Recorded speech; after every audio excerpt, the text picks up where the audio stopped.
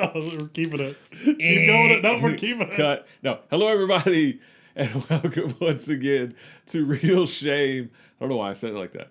Hello, everybody. Welcome once again to Real Shame. I'll say it 3 times. It's like Candyman. It's a show where we talk about our list of movie blind spots. Yes. Apparently, I'm delirious. The show where we talk about our list of movie blind spots. My name is Andy.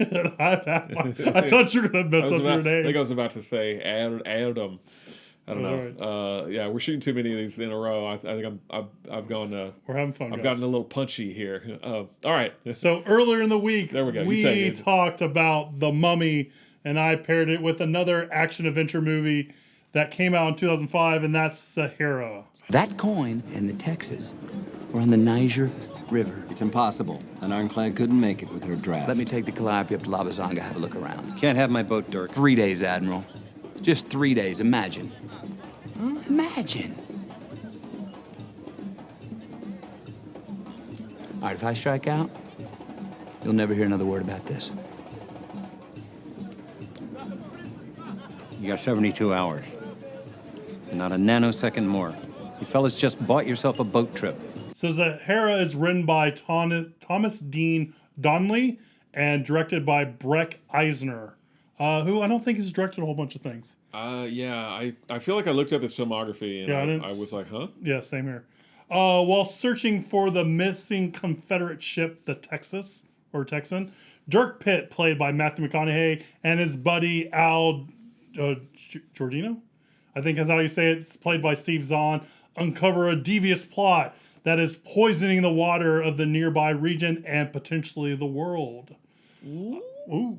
Sahara is based off Dirk Pitt is a character that is written by Clive Cussler, who passed away in February of this year. I saw that.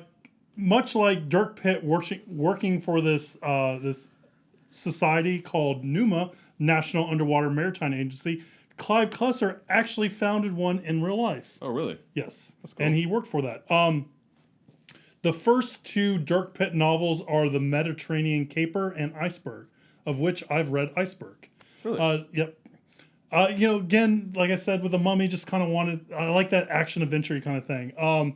Dirk Pitt is in 25 novels, and the last 5 or 6 were written by Clive Cussler's son. Like we said on Monday, this is not the first Dirk Pitt movie that was Raise the Titanic, which you gave a pretty favorable view, and had Richard Jordan as Dirk Pitt and some other people that I don't know who they are. Jason Robards as Admiral. James Sandecker. And all that kind of stuff. Sahara is not a great movie, but it's, for me, a lot of fun. I don't know if you've seen this movie or not before, so I'm going to toss it over to you and ask you, what do you think about Sahara? I thought I had seen this movie before, but I'd not seen this movie. Yeah. I remember seeing like the poster, like Matthew McConaughey's like standing there, and I think Steve Zahn's behind him on one side or the other, and maybe Penelope Cruz is on the other side. I thought I'd seen it because I think Hidalgo came out one of the same year. Yeah, it's something all like that. Deserty deserty kind of stuff. So I've seen Hidalgo. I can say that with certainty. I have not seen Hidalgo. I thought I had seen Sahara. And also Hidalgo based off written stuff, right? Probably. I think it is based like a... Yeah. Yeah, but I think that's what... Yeah, so as you said, it's got 2 kind of adventurer guys. Dirk Pitt, played by Matthew McConaughey, his buddy, played by Steve Zahn, and I had forgotten his name, Al Giordino. I'm glad you wrote it down. They are looking for an old Confederate battleship, ironclad battleship, that somehow made its way from America to Africa, and it can't quite figure out how. Well, they have theories on how. Along the way, they meet Penelope Cruz, who plays a World Health Organization doctor. She's investigating... Dr. Eva Rojas. Yeah, she's investigating what she thinks is like some sort of plague, and then they find some kind of factory or something out in the middle of nowhere, and before you know it, who really cares? Not me. I didn't like this film much at all. I was hoping for a little bit more adventure. Like, they're searching for the ship. They get kind of derailed into investigating this whole... what turns out to be like toxic waste or something that's seeping into the people's drinking water. Yep. And yes, that's a serious problem. I get that, and I feel for the people in the movie, but that took completely away from their search for the ship, in my opinion, which is really what I was hoping the movie would concentrate more on. Yeah, I think it's not nearly as action-packed as I had hoped. I just found it kind of boring, to be honest with you. no, and I totally get that. I think a lot of what Clive Cussler, the way he's formulaic in a little bit of the way his story is, and it always is that the search kind of leads to a greater thing. Like they kind of back their way into stuff, right? Okay. So the main story was never the search of the Texan. It just was a MacGuffin to get him into this larger story, and that's the kind of the way things kind of spell out in the universe of Clive Cussler That and makes Dirk sense. Pitt and stuff like that. Maybe if I had my expectations set a different way, I would have. But I kept waiting for there to be, again, I thought it was going to be more like The Mummy or something. They're going to be kind of being chased around and chasing things. But all the while, the through line is getting to this ship. And that seems like an afterthought. They do get to the ship eventually. But by that point, I had kind of checked out. Yeah, I agree. I mean, like I said, I don't think this is a great movie. There's aspects of it that is fun for me, and I do think like some of the boat chase scenes are kind of fun, and I like him. I did like that part. I like him building that sailboat out of the plane wing and stuff like that. It's fun. So there's things that I kind of pick out of it that I really enjoy because it kind of scratches that itch. But I agree, overall, it's not a really good movie. I think the fight editing is terrible. It's you don't know what's going on in the fights. Like it's just cut so much that they borrowed too much from the Jason Bourne style of action cutting that you have no idea what's going on. It's unfollowable. I don't think Penelope Cruz does a great job in this. She's kind of bland, and I think there's not a lot of chemistry between her and Matthew McConaughey, although Matthew McConaughey is really trying to have chemistry there.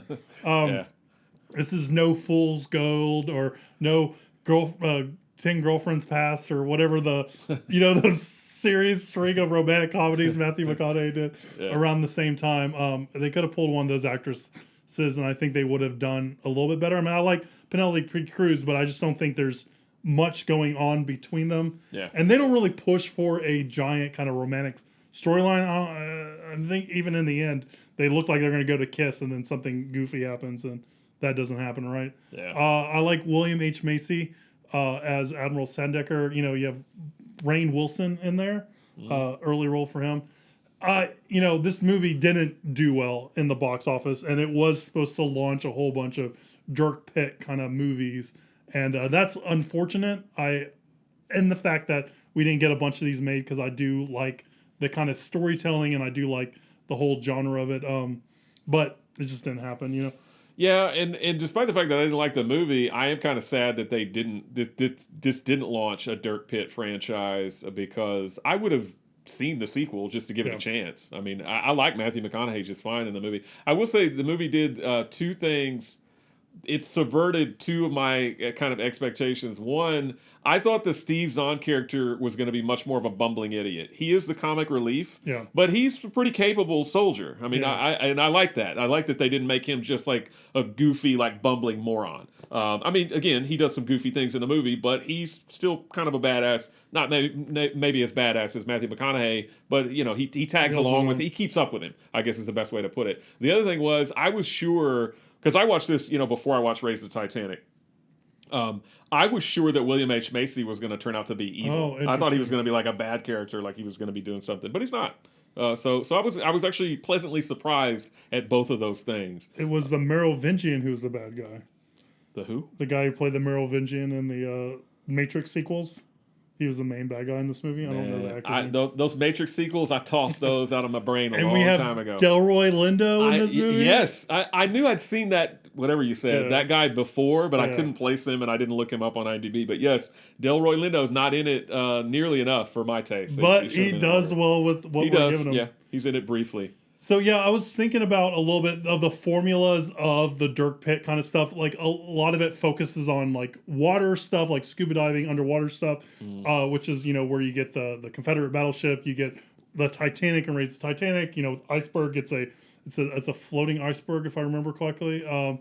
There's always some kind of classic car that's always in here. Oh, okay. So Yeah, that's there's one why in that, you kind of yeah. have that one scene with a car and stuff like that. So there's echoes of that kind of stuff. I do think they probably need to re-examine Clive Cussler's movies and probably turn them into a series, because I do think it would be a fun series. Do like what we did with the Jack Ryan stuff on Amazon, like turn it into like a TV show and make it fun. I mean, I don't think you need a huge budget to kind of do this stuff, but I do think Matthew McConaughey does a good job as Dirk Pitt and is interesting and stuff like that.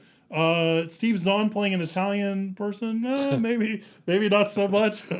But you know, I like I said, when I'm watching this movie, I'm watching it for certain things and it delivers on those things.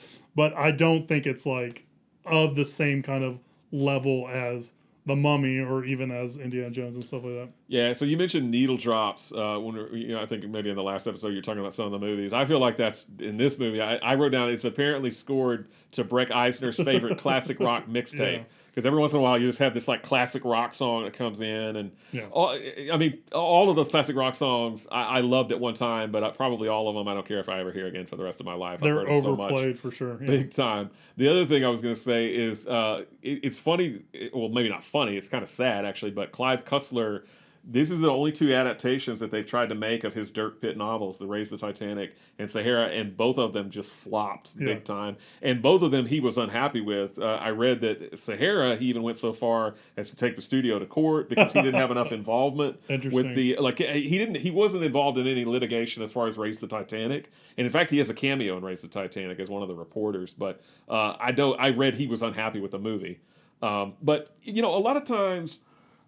Novelists will write a book, it'll get made into a movie, and they're like, yeah, and they say good things about it, and then when the reviews come out and it sucks, then they backpedal and they go, oh, well, it sucked or whatever because they don't want to look bad or whatever. Maybe that was the case with Raise the Titanic. I don't know. But yeah, Sahara didn't make its money back, didn't launch the Dirk Pitt franchise that it should have. But yeah, he was in a back and forth kind of litigation battle with the studio, trying to sue because he didn't have enough input or something into the story. Because I don't think he has a screenplay credit or anything, right? You said Thomas D. Donnelly. I didn't see him in the credits. I just saw that it was adapted from his book or whatever. But I think he went back and forth with the studio. I think he ended up losing. So yeah, and like I said, I mean, there's a lot of stuff there. There's 25 novels to choose from, right? Yeah. Well, now that he's passed away, I don't know. I guess his son probably has control. Maybe maybe they'll try again. It'll be the third time's the charm, though. Third time's the charm to start the Dirk Pitt franchise. I don't know. Yeah. So yeah, that's did you get any reviews on that? 38% fresh and 53%. I have that audience score staring at me in the face every time I load up the movie to watch. Oh, really? Yeah. 38%. Yeah, I was like, the squash tomato. And then Roger Ebert gave it 3 stars. And Leonard Maltin gave it 2.5. Leonard Maltin liked this over The Mummy. That is so weird. He's coming for you, Leonard. He's coming for you. I am. So yeah, that was our review on Sahara. Just kind of short and sweet kind of review on that. So the viewer question we have this week kind of plays into this movie. And it is, what movie franchises do we like that's based off of a book franchise? So we have Sahara, being a Dirk Pitt novel based off a whole bunch of Dirk Pitt novels. So what movies of that kind of ilk do we like? And I figured we'll just do like a running tally of that stuff. I don't know if I have a one that is the best in my mind, but maybe we'll settle on something. Yeah, as I was kind of going through a list, I mean, I don't know. There's a couple that really stand out to me, but some of the more recent ones, I guess, that we've had are the Jack Reacher films with Tom Cruise. There's only been 2. But I think they're going to make another one, maybe? I don't know. I think they are. The second one, yeah. I think the first one was good. I did not like the second one at all. I don't like the way Christopher McQuarrie directed the first movie. It is weird. And it's not something like I sat there and analyzed to figure out, analyze it and figure out that I don't like it. When I was watching the movie in theater, I'm just like, this movie is weirdly shot. It just struck me as strange, and the sequel is not good. No, I remember really hating the sequel, and then very close name wise to Jack Reacher, you got Jack Ryan. Jack Ryan, yeah, we have the 4 movies that came out, 5 movies that came out that we both watched recently. Yeah, I still haven't watched Sum of All Fears. I haven't watched the Ben Affleck one. Oh, you're not missing much. Yeah. And then, have you seen the Amazon series? No. There's a 2-season Amazon series. First season's really good. Second season's good, not as good as the first season. Right. But yeah, those are good. You can't talk about a list like this without talking about Harry Potter, right? Which I'm taking off your list. Right there. I think that is a really well done adaptation of those those novels. It absolutely is. I nerded out and read all the books, as well as saw all the movies. But yeah, I thought the books were good, and I thought the movies all did the books justice. And a little bit, well, we might talk about this in another viewer's question. Is I actually watched the Harry Potter movies, all 8 of them.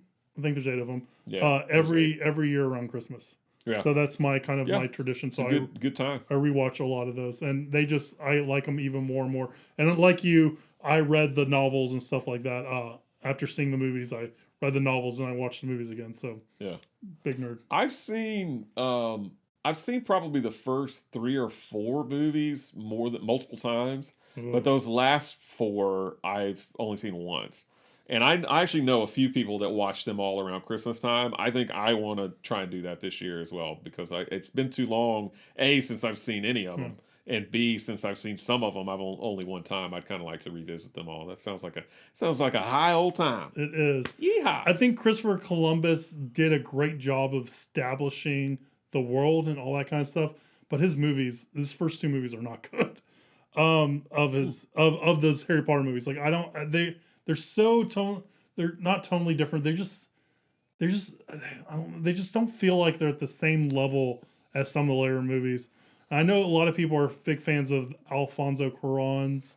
I think Prisoner of Azkaban. Favorite one. My favorite one is The Order of the Phoenix. I think is probably my favorite of those. Yeah. But yeah, they're really, really well done. And speaking of really well done adaptations, I think the next one on your list is Lord of the Rings. Can't go wrong. Can't go wrong. You could go wrong with the Hobbit movies, but you can't go wrong with Lord of the Rings. Yeah, I still haven't seen the 3rd Hobbit movie. I haven't seen any of them. I think they're on my list. They are. But the Lord of the Rings is also a movie that I watch these usually around Thanksgiving. So it's getting time for me to rewatch all the Lord of the Rings movies. Watching 3 Lord of the Rings movies is about the same as watching. As we're filming this episode, that is, because when it airs, it'll be in December. It'll be past Thanksgiving. Oh, true. Yeah. So watching 3 Lord of the Rings movies is the equivalent to watching 8 Harry Potter movies. Takes about the same amount of time. They're very long. I watched all the Lord of the Ring extended editions in one day, one Saturday. Like I got up at 8 a.m. or something and started, and it took a long time. It does. I mean, it was cool, but it took a long, long time. And those are really dense, and they're really good. Right. I'm with you. Hobbit, not so much. Yeah. Wow. And I can't really comment. I've not heard great things about the Hobbit movies, but I haven't seen any of them. I've heard there's a lot of singing. Yes. All right. What's next on the menu? I was looking at yours. I don't have mine in front of me. While you're pulling some up, yep. I had forgotten, that this is even like a series of books. But of course, the Silence of the Lambs, Hannibal series of books. You've got the first one, which a lot of people kind of gloss over, is Manhunter. That was technically, or that is an adaptation of Red Dragon. That was the first adaptation of Red Dragon. Then later they made a movie called Red Dragon, which is an adaptation of Red Dragon. But Manhunter came first, followed by Silence of the Lambs, which obviously there's no shortage of praise for that film. And Won Best Picture, 1991. Then you got Hannibal. And then, of course, you have also Red Dragon. And then, of course, there's a Hannibal television series as well, which I've never watched. Which I watched the first 2 seasons of. And there's also another Hannibal. There's another movie that comes out that's like a prequel to all the Hannibal stuff. I forgot the name of it. Oh, you know what? You remember? I forgot all about that movie. Yeah, I have it on my. I have it on my that. media server. I was going to pull it up real quick. Yeah. The waste time. I've actually read all of those books, I think. Hannibal Rising. I completely forgot about that. Which was a book, too. Yeah. I think I read it. I'm pretty sure I read all of Thomas Harris's Hannibal Lecter novels, but I still think the best one is Red Dragon, the book that is. The TV series, I've only seen Silence of the Lambs and I've seen Hannibal, so I haven't seen Manhunter, I haven't seen Red Dragon, I've seen Hannibal Rising. The TV series is really good, but I feel like the dialogue is just like too like ethereal and like doesn't really communicate in the way like normal people speak. Like it seems like it wants to be very poetic in the way they kind of talk. Yeah. And at that point, I was just like, I'm not into this. But I think, as a Darcy, as the agent, and then the Lashif who plays Hannibal do a great job in Mads the series. Mikkelsen. Mads Mikkelsen. Yeah. I wrote down, because I forgot, Die Hard is actually technically from a book called Nothing Lasts Forever. The sequels, I think, are just written strictly for the screen, and I think they changed up quite a bit from the novel. But there was that character was adapted into another movie. Yeah. Because remember we talked about that with, it was played by one of the Rat Pack, right? Wasn't it played by it's not, Sinatra? and his name's not even John McClane, is it? It's something else. I forget what it is. It's like The Detective or something. It's like the original film. But so that's kind of a reach, but I did want to include it. I wrote down The Hunger Games, even though I've seen, I think, the first movie, and that's it. Yeah, we have all the YA stuff: Hunger Games, Divergent, Twilight, Maze Runner. I've seen none of that stuff except the first Hunger Games. I haven't seen the last Hunger Games movie, I think, but the Hunger Games are not bad. Yeah, and then. Okay. No, I'm reading from your list, but I'm taking credit for your work. I think that, it's not my work, it's the internet's work. Except for maybe those last two. You mentioned Jason Bourne, kind of you're not really a fan of the Bourne series, is that? No, I really wanted to like it, but it doesn't. I don't know. I don't think they're well done, and I'm not a fan of the action in it. So.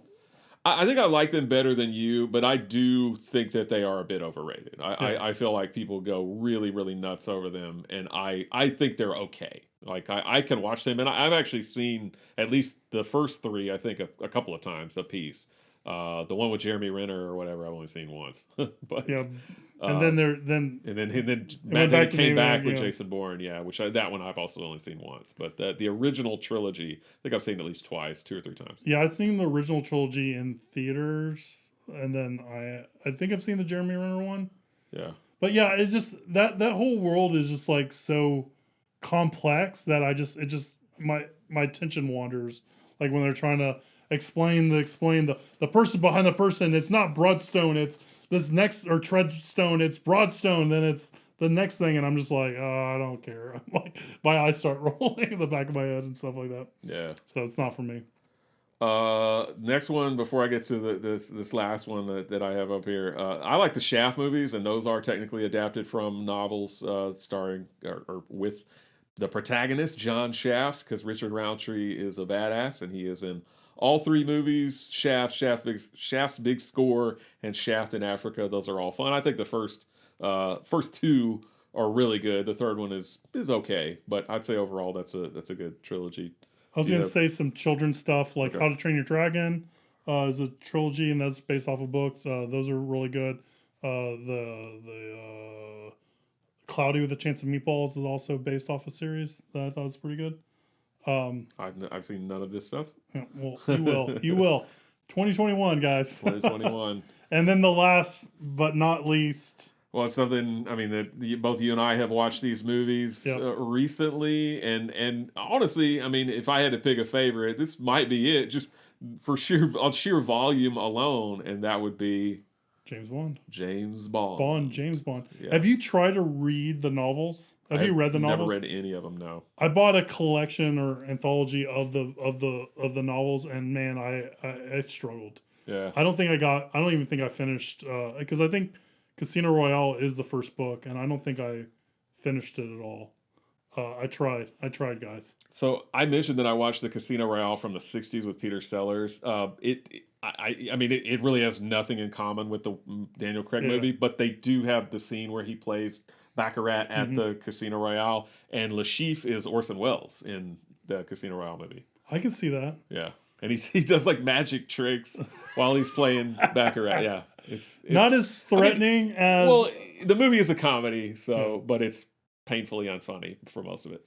And Orson Welles as a precursor to something that we might be doing in a month or so. Yeah, pretty soon. Pretty soon. Well, and I mentioned that Peter Sellers just like left after a while and just never came back to set. Apparently, he didn't like Orson Welles. He was mad because he felt like Orson Welles was like upstaging him, and so he wanted like better dialogue and everything. So eventually, he just was like, you know what, I'm not even going to finish the movie. Oh, so that's he just crazy. left. Yeah, he was kind of a jackass. Apparently, I mean, he's a talented guy. He's funny, but apparently, he had a bit of a personality problem. Yeah. I think so. Anyway, but yeah, those are the list of movie franchises that are based off of books. Yeah, I book think series. For me, Harry Potter edges ahead of the Lord of the Rings. I mean, I think the Lord of the Rings is really well done, but there's just so much Harry Potter, and I don't. Yeah, I think that just kind of affects me more when I watch it. Yeah, I think I would prefer watching Harry Potter over Lord of the Rings, even though there's more movies. I think it's a little bit more fun. Yeah. So yeah, I agree with that. All right, so that was our viewers' question. If we left one off, I'm sure we did. If we left one off, leave a comment below if you're watching this YouTube, or shoot us an email, realshame@gmail.com. If you have a viewer's question that you want us to answer, shoot that also to us via email. That would be super cool. Like, subscribe, share, tell your friends, tell your parents, tell that neighbor that dog is always using the bathroom in your yard. That'd be cool if you did that. I mean, not for your neighbor for doing that, but it'd be cool if you kind of spread the word. We're on where are we on? We're on social media at Real Shame. We're punch drunk here. It gets a little bit at Real Shame on Instagram. Thank you for paying attention and listening to us rant and rave and go through this stuff. And stay tuned next week as we cross yet another movie off our list of shame. And we'll see you next time, guys. Bye.